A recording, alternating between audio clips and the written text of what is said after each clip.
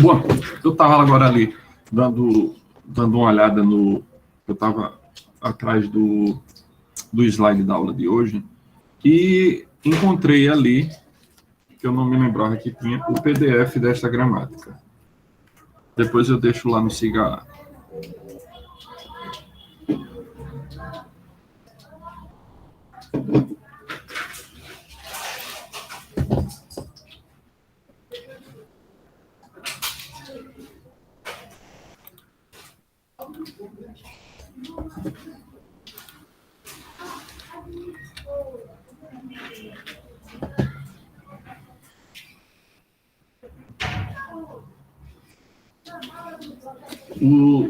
Os slides, o PDF dos slides da aula de hoje já estão lá no Siga, faz algum pouco tempo que coloquei.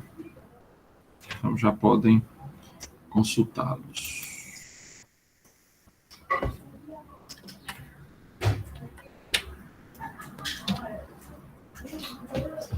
Bem, seguindo com aquilo que a gente estava antes, só retomando um pouco, a gente estava, na aula passada, a gente tratou do domínio romano, que era, vamos dizer, a época mais bem documentada, e esse domínio romano estende-se até por volta do século V, que é quando começa uma outra invasão, que é a invasão dos povos germânicos. Parece que essa tendência dos povos germânicos de saírem se espalhando é uma tendência, eu vou chamar de natural, porque na aula passada comentei com vocês do filósofo que eu estudo, que é Leibniz, e esse filósofo, inclusive um dos livros, na verdade, 2 livros, um que foi o que eu traduzi e outro foi traduzido pelo meu orientador. Nesses 2 livros, Leibniz mostra como o povo germânico é um povo migrante. Então, que vem migrando desde o norte, estanciando em determinados lugares, fundando comunidades, e dali vão se espalhar. Segundo Leibniz, vai surgir o latim e o grego, seriam línguas oriundas do germânico antigo. Bom, a mim não compete fazer esse juízo, mas que ele chama de celtocita. Já falei outras vezes. Até que, finalmente, essa migração dos povos germânicos vai chegar à Península Ibérica. E não só, porque durante o período do século IV, século V, que é a queda do Império Romano, deveu-se, segundo alguns, eu acho que é muito mais profundo do que somente isso, mas segundo alguns, deveu-se à extensão da cidadania romana, inclusive a esses povos que eram chamados de bárbaros.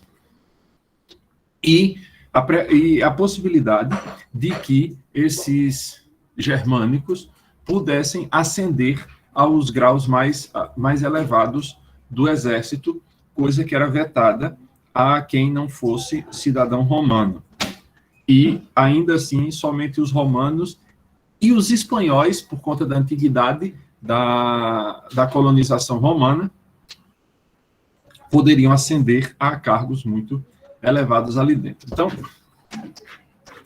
alguns autores vão sugerir que a causa foi essa dos germânicos, e eles não param o processo deles de migração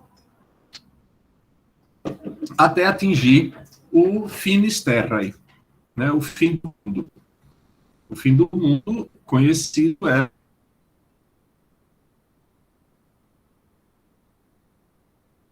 ali os limites com o Oceano Atlântico, porque ninguém imaginava, ou pelo menos durante esse período não se pensava que para além do Oceano Atlântico existissem outras coisas, outros lugares como as Américas. Por outro lado, existem indícios muito fortes de que por essa mesma época, século IV, século V, século VII, os povos germânicos do norte, os normandos, já tinham os vikings, por exemplo, já tinham e muitos celtas.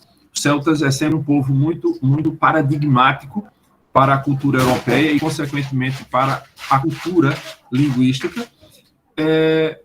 Existem indícios muito fortes que são estudados, aqui no Brasil nem tanto, mas nos Estados Unidos há grupos que estudam isso, que é a presença dos vikings lá muito antes de Colombo ter ali colocado os pés. Há, inclusive, também indícios muito fortes de que os romanos tinham chegado aqui às Américas, por conta de algumas imagens que existem desenhadas como abacaxi, que é uma fruta endêmica das Américas, pavão, outras coisas desse tipo, que apresentam, estão figuradas em mosaicos de arte romana do primeiro e segundo século. Então, existem indícios muito fortes de que os romanos também chegavam aqui. Há um canal aqui no YouTube, lá no YouTube que eu sigo, que é o Il Bar di Roma Antica, que é um camarada dedicado a estudar as vicissitudes do povo romano, e alguém colocou essa pergunta e ele fez um videozinho, um documentário de uns 30 minutos, 20, 30 minutos, exatamente sobre esse argumento. É um vídeo extremamente interessante. Está em italiano, mas eu acredito que na velocidade da fala dele, que é uma velocidade lenta, muita coisa para um brasileiro é possível compreender. O grosso do argumento que ele apresenta é possível de ser compreendido. Agora, vamos lá. Depois, obviamente, então vocês perceberam a contextualização macro que eu terminei fazendo para além do que está ali e para além mesmo daquilo que está no material. Então, está muito além disso que está aí apresentado nas diapositivas, mas são algumas informações que são interessantes de a gente saber para ampliar os nossos horizontes de compreensão. Então, vamos lá.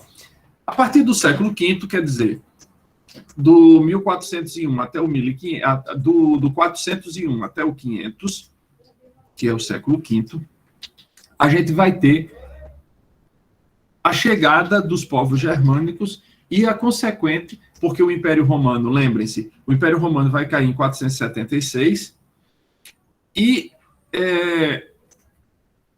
a máquina estatal, a máquina coletora de impostos, não colhia mais esses impostos e, consequentemente, não tinha como manter mais a máquina do exército funcionando. Então, quando se diz que os romanos saem, não quer dizer efetivamente que eles deixam a península. Significa simplesmente que os romanos, como a gente vinha estudando, desde o século II antes de nossa era até o século V de nossa era, eles saem de cena. Eles efetivamente não migram para fora da península. Eles simplesmente saem de cena. Entram em ação, entram em cena agora outras personagens que são os povos germânicos. Dos povos germânicos, que a gente tem alguma documentação de que estiveram aqui, estão principalmente esses três grupos aqui. Eram os vândalos, esses chegaram primeiro, os vândalos e os suevos, e no fim, a partir do século VI, começam a chegar os visigodos. Então, vocês vejam aqui no mapa, que está aqui os suevos, os vascões, os francos, os burgundos, todos esses povos são referidos, aqui estão de novo os vândalos aqui embaixo, no norte da África, os vascões, os suevos, os francos, os burgúndios e os visigodos. São todos, inclusive os vascões, de onde viria os bascos, seriam, em tese, oriundos desses vascões de ascendência germânica, mas ainda é uma coisa, como eu disse na aula passada, extremamente complicada essa afirmação. Muitos autores do século XVII e XVIII sustentam isso, mas não conseguem encontrar relações. Os vândalos. Cuidado aqui para não confundir vândalo com esse substantivo que a gente usa, que indica gente destruidora. Vândalo aqui refere-se a uma tribo. Os povos germânicos, a gente não tem efetivamente um nome, nem em alemão existe um nome que reflita o conjunto desses povos todos, desses povos irmanados. Talvez Tácito, um autor romano, quem vai cunhar uma palavra que parece agrupar todos eles, que é a palavra em latim germanos, onde efetivamente vai vir o nome da população de Germânia. Hoje a gente chama por uma das tribos, que é a tribo dos alemanos. E a gente chama só de Alemanha e alemão. Na verdade, isso vai acontecer com todos eles, em todas as línguas. Por exemplo, aqui em Portugal, na Espanha e na França, eles são identificados por uma das tribos, que é a tribo franca, que é a tribo alemana. E aí vem os alemães. Os britânicos vão chamá-los pelos germanos, que era também uma das tribos. Os próprios alemães se chamam por uma das tribos, que eram os teutões. Então, havia um conglomerado de tribos, irmanadas de alguma forma, faziam parte era um grupo grande, mas que tinham uma origem comum, e esse grupo começa a se espalhar. Os francos vão...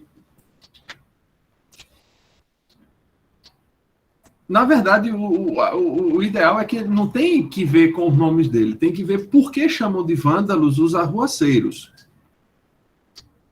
A tribo dos vândalos era simplesmente o nome, né? Que tinha aí como esse nome adquiriu esse sentido, aí é uma questão a ser vista. A gente pode dizer, mas os vândalos, esse grupo, era violento? Sim, mas qual deles não era?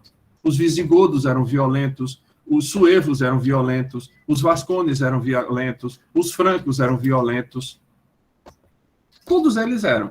Escolheu-se um para nomear todo um país, né, toda uma região, a região da Germânia, no caso da gente, a região alemã, por uma das tribos, e escolheu uma das tribos para nomear vagabundos arruaceiros. Os romanos foram violentos também na entrada, porque ninguém me diga que os iberos aceitaram passivamente a invasão de um governo estrangeiro. Ainda que os romanos, em certo sentido, não impusessem sua língua, sua cultura, mas somente a taxação.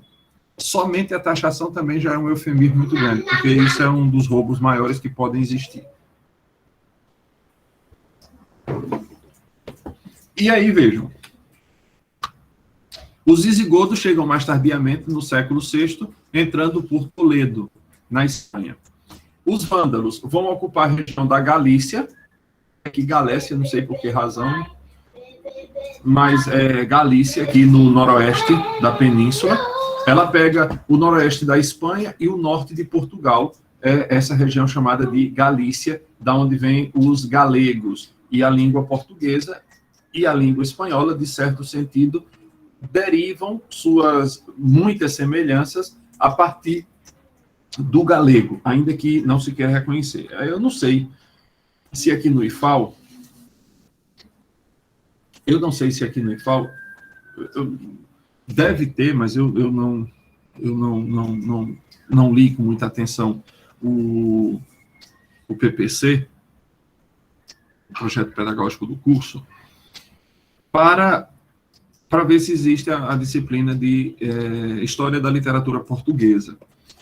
Na História da Literatura Portuguesa, a gente costuma começar o estudo da literatura portuguesa, na verdade, por uma língua estranha, que eles chamam, na literatura, por questões didáticas, chamam de galego-português. Então, na verdade, a gente começa a literatura portuguesa a partir dos textos da literatura galega. Do mesmo jeito, os mesmos autores, como a minha habilitação é dupla, a minha habilitação era em português e em espanhol, eu estudei também História da Literatura Espanhola, e, pasme, num determinado momento, os autores e os textos são exatamente os mesmos. Só que, em português, a gente chama de galego-português, os espanhóis, por sua vez, chamam de galego-espanhol. Eu não adoto nenhuma das duas, chamo simplesmente de galego, porque para mim é isso, e depois, com o andar, a forma do desenrolar da história dessas constantes dominações, que a gente vai chegar mais lá para frente, é que essas línguas, essa língua única, o galego, que já é, por sua vez,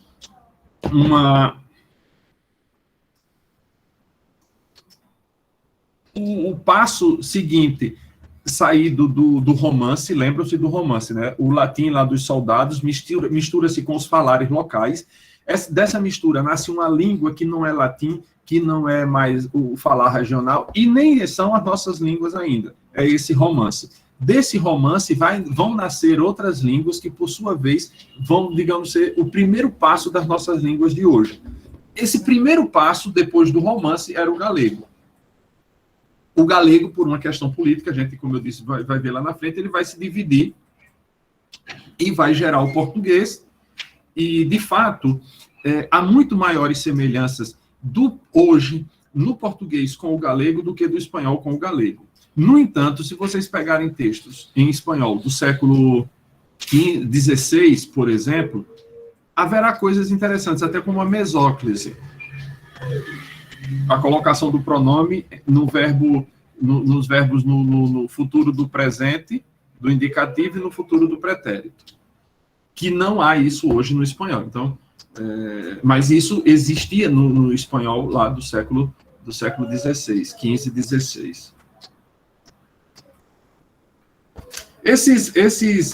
Esses povos germânicos, especialmente esses três aí, os vândalos, os suevos e os visigodos, são aqueles que a nós, que vamos estudar a história da língua portuguesa, interessa mais. Por exemplo, se um cara que estuda a história da língua francesa, haverá de interessar-se por outros povos, que seriam os francos, muito mais os francos do que quaisquer outros, tanto que de francos é que vem a palavra francês, segundo Leibniz, os burgúndios e os visigodos.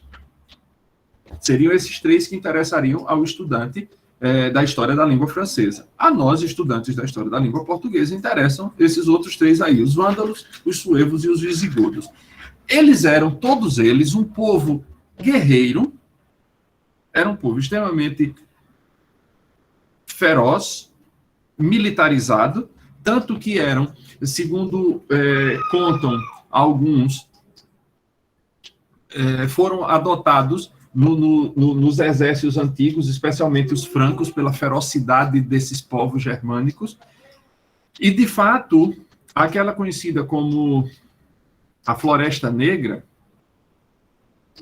que ficava ali depois do Danúbio, era habitada por povos germânicos. E os romanos não conseguiam dominar efetivamente aqueles povos, porque eles tinham técnicas de guerrilha muito avançadas e muito violentas, e os romanos só conseguiram efetivamente vencê-los, ou pelo menos a uma parte deles, quando deixaram de atacá-los dentro do território deles, dentro do território que eles dominavam e conheciam, porque eles não tinham nenhuma tática militar como aquelas que o exército romano empregava no seu exercício, e trouxeram-no para fora da floresta. E aí, a partir dali, eles já não tinham mais as árvores, as armadilhas que eles podiam esconder debaixo das folhas caídas das árvores. Então, no campo aberto, ninguém superava os romanos em astúcia militar. Mas o povo germano, como um todo, o povo germânico como um todo, era um povo efetivamente de guerreiros. Esses povos que invadem a Europa, pelo menos essa Europa do Danúbio para cá, o que é o Danúbio? O Danúbio era o rio, os limites do Império Romano, no auge da sua expansão, eram marcados por dois grandes rios que separavam para a Europa do Norte, que eram o rio Reno, aquele que corta a França, e o rio Danúbio, que corta a Alemanha. Então, esses dois rios limitavam a expansão do Império Romano para além dos limites desses dois rios. Os romanos foram ali margeando o Mar Mediterrâneo, conseguem dominar o Oriente Médio. Mas se vocês virem os mapas de dominação do Império Romano, como aquele que eu mostrei na aula passada exatamente, vocês vão perceber que existe um pedaço da Europa do Norte, do leste norte europeu, né, que os romanos não entravam. Então, esses dois rios limitavam. Quando os povos germânicos começam a sair dos seus limites e começam a entrar na direção da Europa, trazendo consigo sua cultura, aspectos de sua língua, mas também adotam muitas coisas dos povos onde eles chegam. De fato, muitos povos germânicos se latinizaram, se romanizaram, naquele processo que a gente viu nos períodos, nas duas aulas anteriores, naquele processo de aculturação. Os povos germânicos também se submeteram a esse processo de aculturação e foram se romanizando e foram adotando, inclusive, a língua romana, a língua latina, como sua língua, incluindo dentro dessa língua vários elementos de sua própria cultura, porque, muitas vezes, os termos latinos ou não tinham o vigor que a inteligência, que a mente deles precisava para dizer o que precisava ser dito, ou os termos eram confusos, ou pelo menos já estavam confusos nessa época. Por exemplo, a gente tem a palavra belo, sinônimo de bonito. Só que belo, em latim, significa guerra. Por isso a gente fala de beligerante, de armamento bélico, porque isso é referente à guerra. Então você tinha a palavra latina bellum, e que vai dar em português, em italiano, em francês, em espanhol, a palavra belo, que nada tem a ver com o campo de batalha. Embora tenha uma origem comum, o vocábulo bellum, do latim, guerra, mas o seu desenvolvimento no mundo latino, francês, italiano, espanhol e português, pelo menos posso elencar aqui, e vários dos dialetos ali, o sentido não tem nada a ver com o sentido original. Então, quando os povos germânicos chegam aqui, talvez, no vocabulário corrente, o belo tanto significasse a guerra quanto a beleza. Só que você não tem como ter um termo semelhante com significados tão equívocos, tão díspares. Então, você precisava ter, de alguma maneira, uma inovação do vocabulário. E muitas vezes eu acho, isso é minha opinião, eu acho que os germânicos sentiram necessidade de fazer isso. E aí trazem essas novidades, apesar de eles terem passado mais de 300 anos, porque eles vão ficar até o início do período seguinte, que a gente vai ver só na próxima semana, que é lá pelo século VIII, meados para o fim do século VIII, esses 300 anos que os germânicos passaram aqui não deixaram como herança mais do que simplesmente 800, pouco mais de 800 palavras, de 200 palavras. É muito pouco. O que, de certo sentido, se justifica pela romanização que eles já tinham se submetido. Eles já eram romanizados, eles já adotavam o latim. As línguas, as palavras germânicas que aparecem aqui e acolá, são palavras para suprir uma necessidade ou uma deficiência que aquele latim, naquele determinado momento, estava tendo. Então, reparem, eu fiz aqui, lá no livro do Coutinho,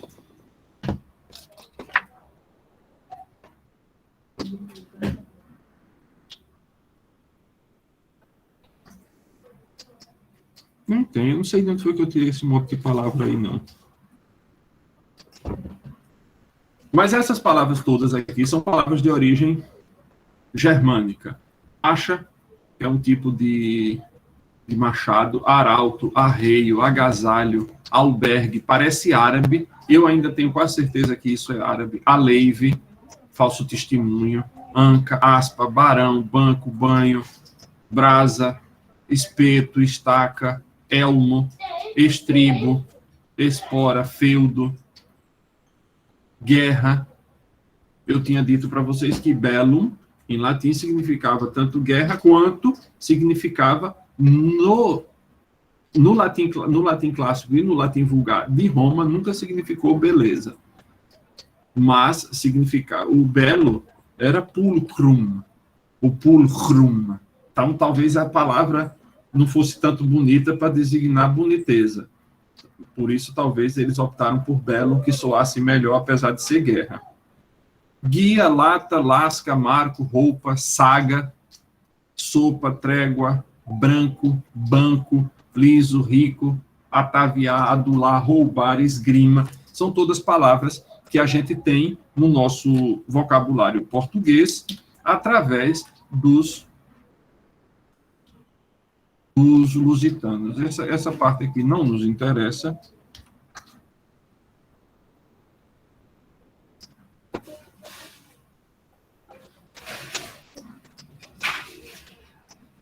Essa outra aí é para a aula da próxima semana. Sobre esses germanos, meus caros, a gente não tem muito o que falar sobre eles. Tanto que a gente só tem a página 51 e a página 52 do nosso texto tratando sobre eles. Vocês têm alguma questão, alguma dúvida, sobre as aulas anteriores que não ficou muito claro? Porque aí a gente aproveita agora para fazer esse levantamento.